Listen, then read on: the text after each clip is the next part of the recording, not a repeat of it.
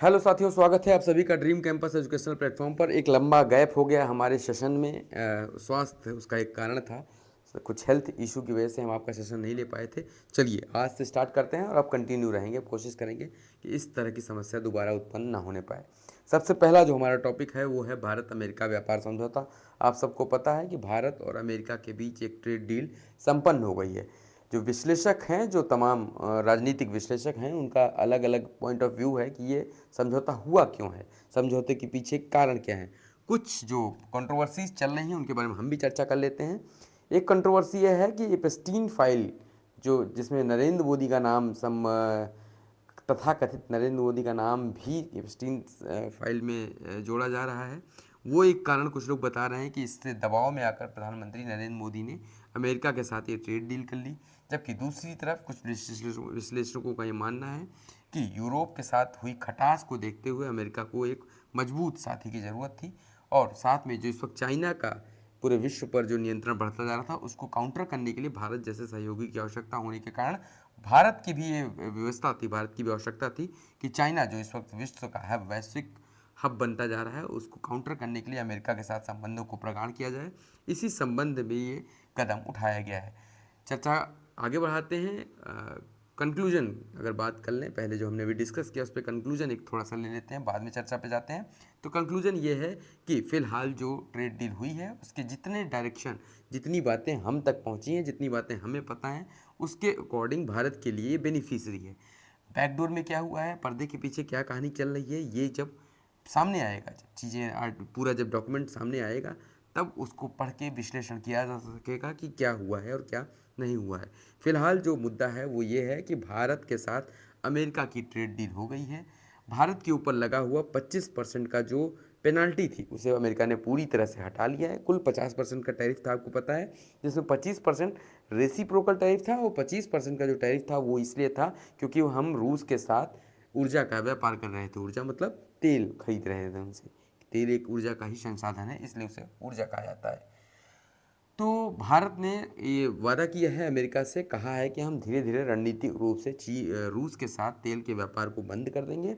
ऐसे में तत्काल प्रभाव से अमेरिका ने भारत के ऊपर लगे हुए 25% पेनाल्टी वाले टैरिफ को तुरंत हटा दिया है, जबकि रेसिप्रोकल टैरिफ जो लगा हुआ था उसको 25% से घटाकर 18% कर दिया है। कल से ही आप भारतीय व्यापार, भारतीय बाजार जो स्टॉक मार्केट है उसकी चाल देख रहे होंगे, किस तरह से वो बूस्ट की तरफ जा रहा है इसी एक ट्रेड डील की वजह से। आपको बता दें, भारत जिस जिद पर अड़ा था, ये ट्रेड डील जो संभव नहीं हो पाई थी उसके जो कारण थे, उस वक्त भारत ने मना कर दिया था कि हमारा जो डेयरी उद्योग है और हमारा जो कृषि उद्योग है उसको हम अमेरिका के लिए, उस बाजार को अमेरिका के लिए पूर्णतः खोल नहीं सकते हैं। इसी बीच पर तात्कालीन रूप से इसी बात पर विवाद प्रारंभ हुआ था जो यहाँ तक पहुँचा है। हालांकि जब ट्रेड डील हो गई है उसके बाद भी अभी जो सूचना है उसके अकॉर्डिंग भारत ने अपने डेयरी उद्योग और कृषि क्षेत्र को अमेरिकी ट्रेड डील से बचा लिया है, उसे सुरक्षित निकाल लिया है। निश्चित रूप से ये भारत के लिए एक उपलब्धि के समान है। भारत और संयुक्त राज्य अमेरिका के बीच एक महत्वपूर्ण व्यापार समझौते की घोषणा की गई है। दोनों देशों के आर्थिक संबंधों को नई दिशा देगी ये ट्रेड डील।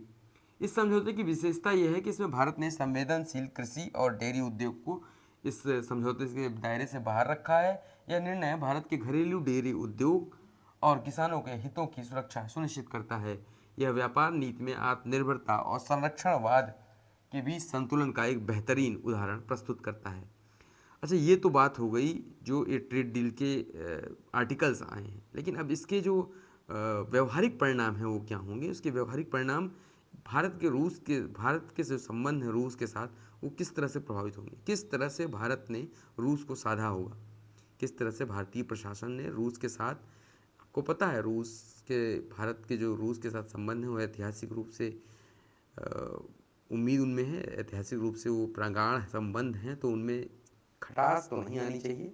लेकिन ये अगर भारत सरकार ने रूस को साधते हुए अमेरिका को साध लिया है तो निश्चित रूप से ये हमारी जो विदेश नीति है उसकी एक बड़ी उपलब्धि होगी। चलिए आगे बढ़ते हैं। विश्व शिखर सम्मेलन 2026, विश्व शिखर सम्मेलन 2026 का आयोजन दुबई में हुआ है। संयुक्त अरब अमीरात के दुबई में विश्व सरकार शिखर सम्मेलन का आयोजन हुआ है, जिसकी थीम, इस वर्ष की थीम थी भविष्य की सरकारों को आकार देना। इसकी थीम थी आपको बताएं, विश्व सरकार शिखर सम्मेलन में विश्व की जो विभिन्न सरकारें हैं वो एक मंच पर उपस्थित होती हैं और वर्तमान की चुनौतियों और भविष्य की रणनीतियों पर चर्चा करती हैं। तो ये शिखर सम्मेलन कहाँ हुआ? तो ये शिखर सम्मेलन दुबई, संयुक्त अरब अमीरात में हुआ है। यही चीज़ आपको ध्यान में रखनी है। नई दिल्ली घोषणा पत्र, नई दिल्ली घोषणा पत्र को स्वीकार कर लिया गया है। आपको बताएं कि भारत अरब शिखर सम्मेलन, जो भारत और अरब का शिखर सम्मेलन है वो नई दिल्ली में आयोजित हुआ और उसमें नई दिल्ली डिक्लेरेशन को एक्सेप्ट कर लिया गया है। आपको बताएं ये द्वितीय भारत अरब शिखर सम्मेलन था। तो अब जब द्वितीय की बात आती है तो आपको समझना होगा कि पहला भारत अरब शिखर सम्मेलन कब हुआ था। तो पहला भारत अरब शिखर सम्मेलन आज से 10 साल पहले 2016 में हुआ था। उसके बाद 10 साल बाद 2026 में ये हो रहा है। 2016 में जब ये सम्मेलन हुआ था तो ये बहरीन में हुआ था। आपको बताएं इसमें अरब लीग के पूरे 22 सदस्य शामिल हैं। अरब लीग के बारे में अगर बात कर लें तो अरब लीग का गठन 1945 में हुआ था। जिस तरह पूरे वर्ल्ड के लिए संयुक्त राष्ट्र का गठन किया गया था, उसी के बिहाफ पे अरब लीग, अरब के राष्ट्रों ने अपने लिए एक अलग लीग बनाई थी जिसे अरब लीग था। उस वक्त इसे 6 राष्ट्रों ने गठित किया था। अब इसकी वर्तमान में इसकी जो सदस्य संख्या है वो 22 है। इसका जो मुख्यालय है, अरब लीग का मुख्यालय मिस्र में है। और 2016 में जब ये बैठक हुई थी भारत और अरब लीग के मध्य जब ये बैठक की गई थी तो उस वक्त ये बहरीन में की गई थी, जिसे दूसरी बार अब भारत में, और पहली बार भी, दूसरी बार तो भारत में किया जा रहा है, पहली बार है जब इसे भारत में किया जा रहा है। इस बैठक में औपचारिक रूप से स्वीकार किया गया यह ऐतिहासिक दस्तावेज भारत और अरब देशों के बीच साझेदारी को मजबूत करने का आधार बनेगा। घोषणा पत्र में ऊर्जा सुरक्षा, आतंकवाद विरोधी सहयोग, व्यापार और सांस्कृतिक आदान प्रदान जैसे महत्वपूर्ण क्षेत्रों को शामिल किया गया है। यह पश्चिम एशिया में भारत की बढ़ती कूटनीतिक पहुंच को सुनिश्चित करता है। आपको बता दें कि जो नई दिल्ली घोषणा हुई है इसमें केवल इसी मतलब केवल ऊर्जा सहयोग को नहीं शामिल किया है। आपको पता है अरब राष्ट्रों का जो मुख्य व्यापार है वो ऊर्जा है, जबकि ये जो घोषणा पत्र है इसमें अंतरिक्ष टेक्नोलॉजी, पर्यावरण संरक्षण जैसे विभिन्न मुद्दों को शामिल किया गया है। पीएम सेतु योजना, पीएम सेतु योजना को विश्व बैंक की तरफ से लोन मिला है, कर्ज मिला है, विश्व बैंक की तरफ से सहयोग मिला है। पीएम सेतु योजना है क्या? तो पीएम सेतु योजना, इसका उद्देश्य 1000 सरकारी औद्योगिक प्रशिक्षण संस्थानों, जो हमारे आईटीआई हैं, भारत के 1000 सरकारी आईटीआई को संरक्षण देना है, उनको बुनियादी स्तर पर प्रौद्योगिकी उन्नत बनाना है ताकि उनका जो डेवलपमेंट हो सके, वहाँ से जो पढ़े हुए लोग हों वो रोजगार, उनका बेहतरीन रोजगार सृजन हो सके और स्किल डेवलपमेंट में सहयोग कर सके। आपको बताएं ये योजना जो है पीएम सेतु योजना, ये हब एंड स्पोक मॉडल पे आधारित है। हब और स्पोक मॉडल के बारे में आपको पता होगा, थोड़ा सा और बता देते हैं कि जिस तरह आपने साइकिल का पहिया देखा होगा, उसके बीच में एक हब होता है और तीलियां, जो साइकिल की तीलियां होती हैं वो चारों तरफ से पहिए को ऐसे घेरे हुए होती हैं। तो जो ये वाला एरिया है इसे बोलते हैं हब, और ये जो तीलियां हैं सारी साइकिल की, इन्हें बोलते हैं स्पोक। इसको इस तरह से समझिए कि हब एक सेंटर पॉइंट होता है, यानी बहुत सारे आईटीआई हैं, तो ये जो 1000 मुख्य आईटीआई हैं, जो सरकारी आईटीआई हैं, इनको इतना सुविधाजनक बना दिया जाएगा, इतनी महंगी मशीनें, जो भी महंगी मशीनें संभव होती हैं, ज़रूरत होती है जिनको पढ़ने के लिए या सीखने के लिए, किसी कास्केट की ज़रूरत होती है, किसी एम्प्ली कटिंग मशीन की ज़रूरत होती है, तो ये काफ़ी महंगी होती हैं मशीनें, इन्हें हर जगह उपलब्ध कराना आसान नहीं होता। इसीलिए हब एंड स्पोक मॉडल का प्रयोग किया जाता है। आपने अपनी पर्यावरण की पढ़ाई में या अपनी हेल्थ साइंस टेक की पढ़ाई में भी हब एंड स्पोक मॉडल के बारे में सुना होगा। खासकर जब हम बात करते हैं हेल्थ के बारे में, तो एक बड़ा अस्पताल होता है, किसी भी डिस्ट्रिक्ट में एक सेंट्रल हॉस्पिटल होता है, केंद्रीय अस्पताल होता है। उस केंद्रीय अस्पताल में जो सुविधाएं होती हैं, जैसे एमआरआई स्कैन की सुविधा हो गई, सीटी स्कैन की सुविधा हो गई, ये सामान्य जो स्वास्थ्य केंद्र होते हैं, जिले के अन्य स्वास्थ्य केंद्र होते हैं, सब पर उपलब्ध नहीं होती है। तो जब कोई बड़ा मामला आता है, किसी गंभीर रोग के उपचार की ज़रूरत होती है, तो हब एंड स्पोक मॉडल के तहत जो प्राथमिक उपचार केंद्र होते हैं वो अपने हब पर भेज देते हैं मरीज को। जबकि अगर वहाँ भी इलाज संभव नहीं हो पाता है तो वो हब दूसरे हब को, यानी कि दिल्ली एम्स जैसे अस्पतालों में भेज सकता है, जहाँ पे और अत्याधुनिक सुविधाएं हैं। यानी हब एक ऐसी जगह होती है जहाँ पर अत्याधुनिक सुविधाएं उपलब्ध होती हैं, जबकि स्पोक के पास छोटी छोटी सुविधाएं होती हैं और ज़रूरत के अकॉर्डिंग स्पोक हब को ट्रांसफ़र करते हैं या जाकर, इस तरह यहाँ पे आईटीआई जो 1000 मुख्य आईटीआई हैं, इसमें जो मशीनें लगा दी जाएंगी, महंगी मशीनें होंगी, बुनियादी अच्छा इंफ्रास्ट्रक्चर होगा, तो जो आसपास के आईटीआई हैं वहाँ के बच्चों को जब कुछ पढ़ना होगा, कुछ उन्हें एक्सपेरिमेंट करना होगा, किसी चीज़ की ज़रूरत होगी, लाइब्रेरी, एक उन्नत कोट की लाइब्रेरी की ज़रूरत होगी, या ऐसी कि जो भी चीज़ें जो हब के पास हैं और उनके पास नहीं है, तो वो आके आसानी से, क्योंकि कुछ किलोमीटर का डिस्टेंस होता है इनके बीच, तो आकर आसानी से वहाँ के बच्चे यहाँ एक्सेस कर पाएंगे और अपने आप को मजबूत कर सकेंगे, अपना स्किल डेवलपमेंट कर सकेंगे।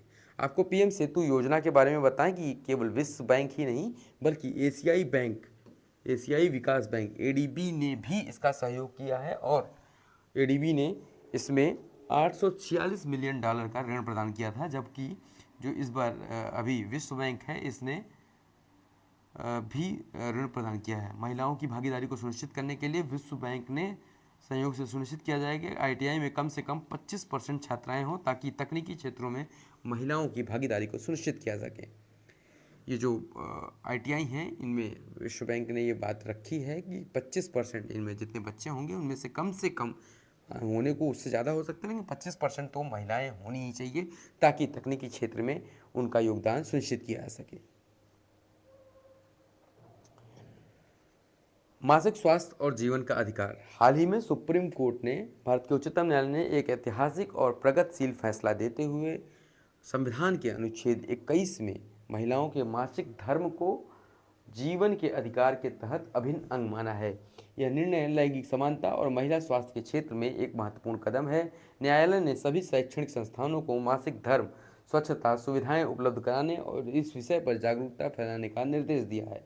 यह निर्णय सामाजिक वर्जनाओं को तोड़ने और महिला सशक्तिकरण की दिशा में एक महत्वपूर्ण उपलब्धि के रूप में देखा जा सकता है।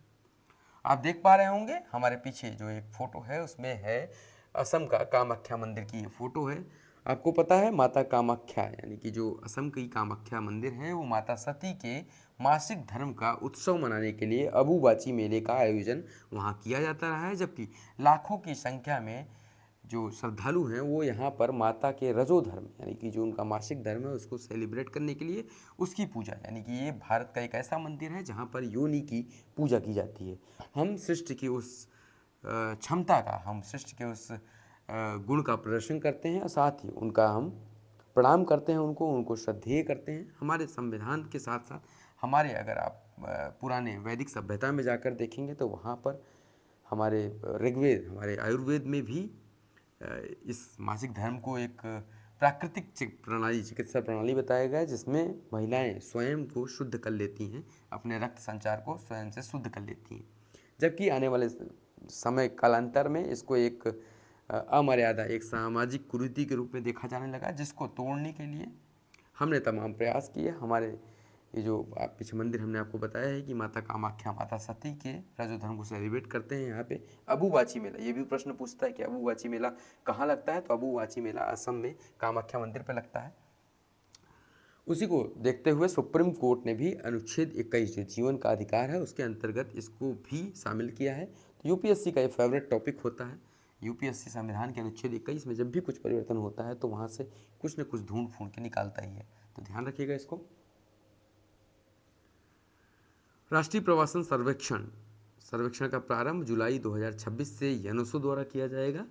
राष्ट्रीय संघीय कार्यालय जो यूनेस्को है जुलाई 2026 से व्यापक सर्वेक्षण शुरू करेगा। इसकी अवधि 1 वर्ष की अवधि में पूरे देश में प्रवासन पैटर्न का अध्ययन किया जाएगा। क्या अध्ययन किया जाएगा? ये देखा जाएगा कि जो प्रवासी हैं वो उनका पैटर्न क्या है, उनके जाने का तरीका क्या है। पैटर्न मतलब आप इस तरह समझिए कि क्या वो लोग ठंडी के महीने में ज़्यादा प्रवास कर रहे हैं, या गर्मी के महीने में प्रवास कर रहे हैं, या बारिश में प्रवास कर रहे हैं, या जब जो खेत की कटाई होती है तब क्या वो वापस आ रहे हैं। इस पैटर्न को समझेगी यूनेस्को कि, यानी कि शहरी क्षेत्र में पैटर्न किस तरह से प्रभावित हो रहा है, यानी गाँव में कौन सी ऐसे क्रियाकलाप होते हैं जिससे शहरी क्षेत्र का पैटर्न प्रभावित होता है। इसका उद्देश्य क्या होगा? क्योंकि आपको सरकार को नीतियाँ बनाने के लिए आंकड़ों की ज़रूरत होती है, और इस तरह की जब चीज़ें आपके पास आंकड़े होते हैं तो आप एक समुचित, एक उचित नीति बना सकते हैं। उद्देश्य आंतरिक प्रवासन, शहरीकरण और जनसांख्यिकीय बदलावों को समझना इसका उद्देश्य होगा, जबकि नीतिगत महत्व आपको बता ही चुके हैं। यह सर्वेक्षण भारत में आंतरिक प्रवासन की गतिशीलता को समझने और उचित नीति निर्माण के लिए महत्वपूर्ण आंकड़े प्रदान करेगा। ग्रामीण से शहरी प्रवासन, रोजगार के अवसर और सामाजिक आर्थिक कारकों का विस्तृत विश्लेषण किया जाएगा। विश्व सरकार शिखर सम्मेलन 2026, ये तो हम चर्चा कर चुके हैं।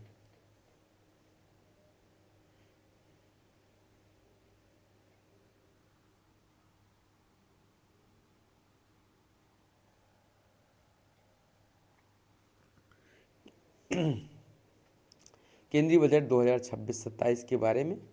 यह ऐतिहासिक बजट है जो कर्तव्य भवन से देश का पहला बजट प्रस्तुत किया गया। इस बजट में बुनियादी ढांचे के विकास पर कर्तव्य भवन का, आपको पता है जो प्रोजेक्ट विस्तार चल रहा है, नए संसद भवन की गठन किया जा रहा है, उसी में कर्तव्य भवन एक इमारत है। कर्तव्य भवन से देश का पहला बजट प्रस्तुत किया गया। कर्तव्य भवन वही जगह है जहाँ पर वित्त मंत्रालय अवस्थित है। इस बजट में बुनियादी ढांचे के विकास पर विशेष जोर दिया गया है। इसके लिए 12.2 लाख करोड़ रुपए का विशाल पूंजीगत व्यय आवंटित किया गया है। तो यहाँ पे महत्वपूर्ण क्या था, बजट के बारे में आप पहले ही पढ़ चुके हैं। महत्वपूर्ण ये था कि ये भारत का पहला बजट है जिसे कर्तव्य भवन से रिलीज किया जा रहा है। उत्तर प्रदेश का आर्थिक रोड मैप की बात करते हैं तो केंद्रीय बजट 2026-27 में उत्तर प्रदेश को $1 ट्रिलियन की अर्थव्यवस्था बनाने के लिए महत्वपूर्ण राज्य के रूप में देखा जा रहा है। बजट में घोषणा है कि उत्तर प्रदेश को 1 ट्रिलियन की इकोनॉमी बनाना है। आपको बता दें, इसके लिए विभिन्न इस लक्ष्य को प्राप्त करने के लिए विशेष औद्योगिक गलियारों की स्थापना की जाएगी जो राज्य में निवेश, रोजगार और औद्योगिक विकास को गति देंगे। यह पहल देश की सबसे बड़ी आबादी वाले राज्य को आर्थिक रूप से सक्षम बनाने में महत्वपूर्ण योगदान देने वाला है। सीसीआई की प्रमुख मंजूरी, जो एल कैटरटन इंडिया फंड, इसको ध्यान रखिएगा। एल कैटरटन इंडिया फंड एक प्रमुख निजी इक्विटी निवेशक हैं जो हल्दीराम स्नैक्स, भारत की अग्रणी खाद्य निर्माता कंपनी है, इसमें इन्वेस्ट करने जा रहे हैं। भारतीय प्रतिस्पर्धा आयोग जो सीसीआई है द्वारा अधिग्रहण को मंजूरी प्रदान कर दी गई है। भारतीय प्रतिस्पर्धा आयोग ने हल्दीराम स्नैक्स में एल कैटरटन इंडिया फंड द्वारा हिस्सेदारी अधिग्रहण को मंजूरी दी है। यह निर्णय भारतीय खाद्य उद्योग में विदेशी निवेश और विस्तार के लिए महत्वपूर्ण है। सीसीआई यह सुनिश्चित करता है कि बाजार में एक स्वस्थ प्रतिस्पर्धा बनी रहे। तो कौन सा, हल्दीराम में कौन सी कंपनी इन्वेस्ट करने जा रही है, तो एल कैटरटन इंडिया फंड इसमें इन्वेस्ट करने जा रहा है। नए रामसर स्थल, भारत में रामसर स्थलों की संख्या बढ़कर इस वक्त 98 हो गई है, जिसमें 2 नए रामसर स्थल शामिल किए गए हैं। भारत की अंतर्राष्ट्रीय महत्व की आर्द्रभूमि सूची में 2 और महत्वपूर्ण स्थल जुड़ गए हैं। उत्तर प्रदेश का पटना पक्षी अभ्यारण्य, एटा में जो पक्षी अभ्यारण्य है उसका नाम है पटना पक्षी अभ्यारण्य। उत्तर प्रदेश का सबसे छोटा पक्षी अभ्यारण्य है ये। गुजरात का छारी ठंड, इसके साथ ही भारत में रामसर स्थलों की कुल संख्या 98 हो गई है। यह उपलब्धि भारत की आर्द्रभूमि संरक्षण और जैव विविधता सुरक्षा के प्रति प्रतिबद्धता को दर्शाती है। रामसर कन्वेंशन के तहत मान्यता प्राप्त स्थल प्रवासी पक्षियों के लिए महत्वपूर्ण पड़ाव हैं। आपको बताएं कि ये जो क्रम है, ये रामसर स्थलों का जो भारत में बढ़ने का क्रम है, ये अब महत्वपूर्ण हो जाता है क्योंकि हम तिहाई का आंकड़ा यानी सैकड़ा का आंकड़ा पार करने वाले हैं, या कहिए कि सैकड़े के आंकड़े को छूने वाले हैं। और हमारी जो प्रगति है ये पिछले 10 साल की प्रगति है, इसलिए 10 साल की प्रगति होने की वजह से ये आंकड़ा आपके लिए महत्वपूर्ण हो जाता है। इस आंकड़े की एक झलक आपको दिखाते हैं, आपको भी समझ में आएगा हाँ ये महत्वपूर्ण है आपके लिए। तो आप देखेंगे कि भारत में रामसर स्थल की वृद्धि का ये आंकड़ा जो है 2015 में हमारे पास केवल 26 रामसर स्थल थे, जबकि 2020 आते आते हमारे पास 42 हो जाते हैं, 2024 में 85 हो जाते हैं, जबकि 2026 में हमारे पास 98 हो जाते हैं। तो ये जो अधिकतम वृद्धि देखी जा रही है, आप परसेंटेज वृद्धि देखेंगे तो 2020 से 2024 के बीच का है। यूपीएससी के ये सब फेवरेट टॉपिक होते हैं, इसी तरह की रीजनिंग से क्वेश्चन बनाते हैं वो लोग। तो इस रीजनिंग पर आप लोग ध्यान रखिएगा कि भारत में रामसर स्थल साइटों की जो वृद्धि हुई है 2015 से क्रमिक रूप से ये बढ़ रहे हैं, जबकि 2020 से 2024 के बीच में लगभग 2 गुना की वृद्धि देखी गई है, यानी कि परसेंटेज रूप से बहुत भारी वृद्धि देखी गई है इस क्रम में। तो ये आपके लिए महत्वपूर्ण टॉपिक है। इस तरह की जो क्रोनोलॉजी होती है वो यूपीएससी के फेवरेट टॉपिक्स में आता है, तो ध्यान रखिएगा इस चीज़ को। भारत में रामसर स्थलों की संख्या में निरंतर वृद्धि आर्द्रभूमि संरक्षण के प्रति देश की प्रतिबद्धता को और गंभीरता को दर्शाते हैं। पिछले दशक में इन संरक्षित क्षेत्रों की संख्या में 3 गुना से अधिक की वृद्धि हुई है। रामसर स्थल प्रवासी पक्षियों के लिए महत्वपूर्ण पड़ाव हैं और स्थानीय जैव विविधता की रक्षा करते हैं। ये आर्द्रभूमियाँ जलवायु परिवर्तन के प्रभावों को कम करने में महत्वपूर्ण भूमिका निभाती हैं।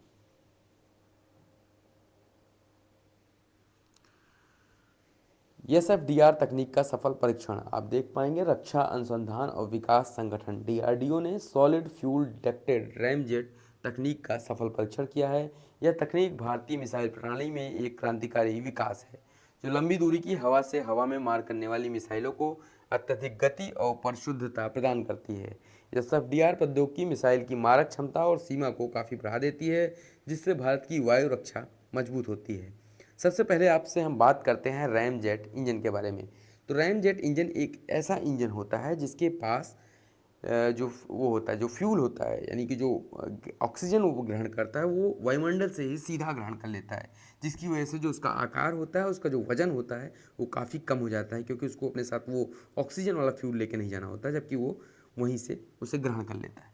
अच्छा, जो दूसरी चीज़ होती है, जबकि जो आपके साधारण इंजन जो होते हैं उस उनमें आप देखते होंगे फ़ैन लगे हुए होते हैं।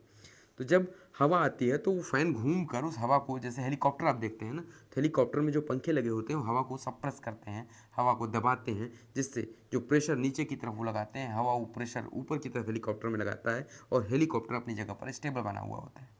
आप देखते होंगे हेलीकॉप्टर के ऊपर एक पंखा होता है और जनरली हेलीकॉप्टर के टेल में भी एक पंखा होता है।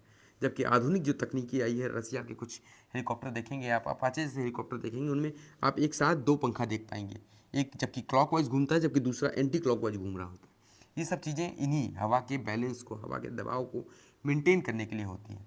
इसी तरह जो हमारा ये रैम जेट इंजन होता है, इसमें जब हवा जाती है तो इसका डिज़ाइन इस प्रकार से होता है कि हवा डिज़ाइन में ऑटोमेटिक सप्रेस हो जाती है और वहाँ पर प्रेशर क्रिएट करती है, और अंदर उपस्थित ईंधन जो सॉलिड ईंधन होता है उसके साथ मिलकर विस्फोट करता है और ऊर्जा पैदा करता है। वो ऊर्जा क्या करती है, पीछे की तरफ जो ऊर्जा है, गर्मी है, आग है, वो निकलती है और न्यूटन के थर्ड लॉ को, क्रिया और प्रतिक्रिया मेंटेन करते हैं और रैम जेट इंजन को पावर मिलती है और वो बहुत तेज़ी से आगे बढ़ता है। आपको बताएं कि रैम जेट इंजन के लिए आवश्यक है कि सुपरसोनिक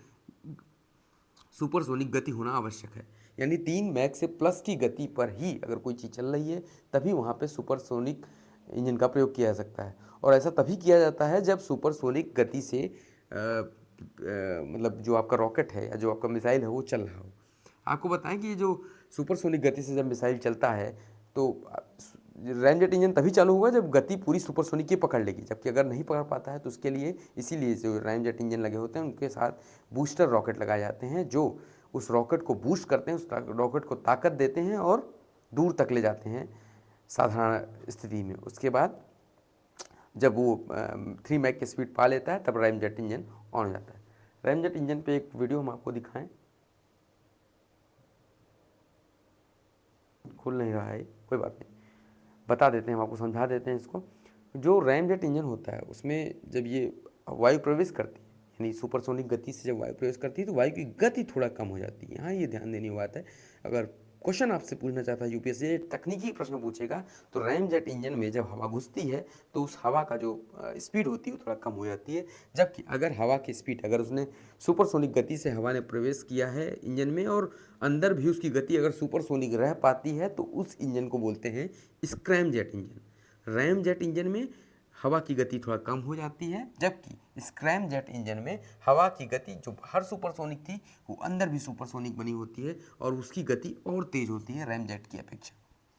तो डीआरडीओ ने जो सफल परीक्षण किया है, निश्चित रूप से भारत की मिसाइल प्रौद्योगिकी के क्षेत्र में एक उपलब्धि के रूप में देखा जा सकता है। विश्व कैंसर दिवस 4 फरवरी को विश्व कैंसर दिवस के रूप में मनाया जाता है। विश्व कैंसर दिवस का जो लोगो देख पाएंगे आप, तो ये एक रिबन है। जनरली लोग कंफ्यूज हो जाते हैं कि ये तो एड्स का लोगो है, एड्स में रिबन होता है, जबकि आपको बता दें कि एड्स का जो रिबन होता है वो रेड कलर का होता है, डार्क रेड होता है, जबकि ये जो कैंसर वाला रिबन होता है ये पिंक कलर का होता है। 4 फरवरी को विश्व कैंसर दिवस मनाया गया, जिसकी इस वर्ष की थीम है यूनाइटेड बाई यूनिक, यानी कि हर व्यक्ति अपने आप में, यानी जो कैंसर का प्रतिरोधी है, जिसने कैंसर को झेला है, वो अपने आप में एक अलग मिसाल प्रस्तुत करता है, एक अलग अपनी आइडेंटिटी रखता है। तो आपको बताएं कि ये जो विश्व कैंसर दिवस है, इसमें प्रत्येक रोगी की यात्रा अनूठी है, हमें सभी को समान देखभाल देने की आवश्यकता है। इसीलिए हम आपको बताएं कि निर्देश, भारत सरकार ने इस अवसर पर फेफड़ों के कैंसर के उपचार के लिए नए दिशा निर्देश जारी किए हैं। ये दिशा निर्देश शीघ्र निदान, आधुनिक उपचार विधियों और रोगी देखभाल में सुधार पर केंद्रित हैं।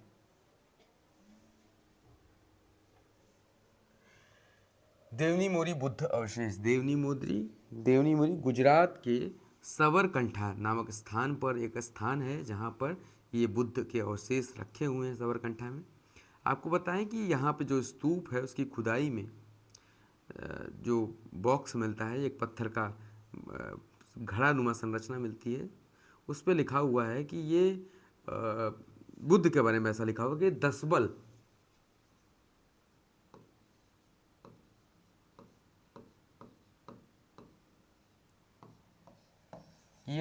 के अवशेष हैं। आपको बता दें बुद्ध का एक नाम दसबल भी है। तो ये अब आपके लिए बहुत महत्वपूर्ण हो गया। आप में से बहुत कम लोगों ने ये बात सुनी होगी कि बुद्ध का एक नाम दसबल भी है। कभी प्रश्न में सीधे भी ये बात पूछ सकता है कि दसबल यानी बुद्ध, जबकि आप उसे वेरीफाई नहीं कर पाएंगे कि क्या सच में दसबल का मतलब बुद्ध ही है, दसबल बुद्ध का ही नाम है। तो आपको बताएं देवनी मोरी बुद्ध के अवशेष। देवनी मोरी से प्राप्त भगवान बुद्ध के पवित्र अवशेष, जिनका ऐतिहासिक और धार्मिक महत्व अपार है, बहुत महत्वपूर्ण है ये। इनकी प्रदर्शनी श्रीलंका में की जाने के लिए सरकार ने योजना बनाई है। सरकार ने योजना बनाई है कि भारत इन पवित्र अवशेषों को विशेष प्रदर्शनी के लिए श्रीलंका भेज रहा है, जो आध्यात्मिक कूटनीति का उत्कृष्ट उदाहरण होगा। यह पहल भारत और श्रीलंका के बीच सांस्कृतिक और धार्मिक संबंधों को गहरा करेगी। बौद्ध विरासत को साझा करना दोनों देशों के बीच सौहार्द और मैत्री का प्रतीक बनेगा। तो यहाँ पे जो आज महत्वपूर्ण था आपके लिए जानने के लिए वो ये था कि बुद्ध का एक नाम दसबल भी है। वो जो अवशेष मिले हैं उस पर लिखा हुआ है कि ये दसबल की हड्डियाँ हैं, यानी बुद्ध की हड्डियाँ हैं। बुद्ध की कुछ हड्डियाँ अलग अलग जगहों पर रखी गई थी, उसमें एक स्थान ये भी है, देवनी मोरी बुद्ध अवशेष। चलिए अब हम कुछ लोकेशंस की चर्चा में रहे स्थानों की बात करते हैं। उत्तर प्रदेश में सबसे पहले वही एटा चर्चा में क्यों है, क्योंकि पटना पक्षी अभ्यारण्य, जिसे रामसर साइट में शामिल किया गया, अभी हमने उस पर चर्चा भी की, वो एटा में उपस्थित है और पटना पक्षी अभ्यारण्य के रामसर स्थल में शामिल होने के कारण राष्ट्रीय चर्चा में है। यह क्षेत्र प्रवासी पक्षियों के लिए महत्वपूर्ण आवास है। इसी के लिए हम गुजरात में छारी दंड वेटलैंड रामसर सूची में शामिल होने के प्रमुखता प्राप्त यह क्षेत्र अद्वितीय जैव विविधता का केंद्र है। जिस तरह हमने आपको बताया कि एटा उत्तर प्रदेश एक केंद्र है, ये चर्चा में रहा है क्योंकि उसे एक रामसर साइट के रूप में चिन्हित किया गया। उसी तरह ये कच्छ के रण में छारी ढंड को शामिल किया गया है रामसर साइट में। जबकि जांजीबार तंजानिया चौथी भारत तंजानिया संयुक्त रक्षा सहयोग के बैठक के आयोजन स्थल के रूप में महत्वपूर्ण हिंद महासागर क्षेत्र में रणनीतिक साझेदारी के लिए चर्चा में रहा है। इसी के साथ आज के सेशन को हम कंक्लूड करते हैं। मिलते हैं आपसे नेक्स्ट सेशन में। धन्यवाद।